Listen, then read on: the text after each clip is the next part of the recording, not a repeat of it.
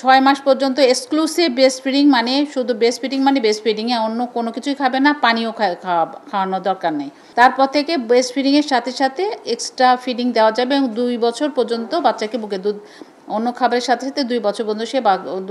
বুকের দুধ খাওয়ানো কন্টিনিউ করবে। অনেকে বলে যে বাচ্চা প্রথমে অল্প পাচ্ছে, কিন্তু অল্প পেলেও বাচ্চার বুকের দুধের মধ্যে যে পুষ্টিগুণ আছে সেটা বাচ্চার জন্য যথেষ্ট, এবং অল্প হলেও সেটা তাকে বিভিন্ন ধরনের, যেমন নিউট্রিশন বা যা যা তার দরকার, বাচ্চা ব্রেস্ট ফিডিংয়ের কার্বোহাইড্রেট, প্রোটিন, ফ্যাট, নিউট্রিয়েন্ট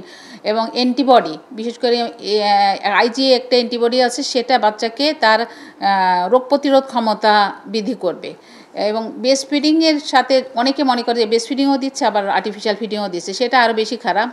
তো যেটাতে হয় যে বাইরের খাবার দিলে যেটা হলে মানে মানুষের কিন্তু পরিশ্রম অনেক বেশি হয়, টাকা পয়সা বেশি লাগে, এবং বটল যে আর্টিফিশিয়াল ফিডিংয়ে হয় কি নিউমোনিয়া হয় বেশি এবং ডায়রিয়া হয় বেশি। ঠিক আছে, তো এই ব্রেস্ট ফিডিংয়ের ব্যাপারটাও কিন্তু আমরা যখন পেশেন্ট অ্যান্টিনেটাল চেক আপে থাকবে তখন তাকে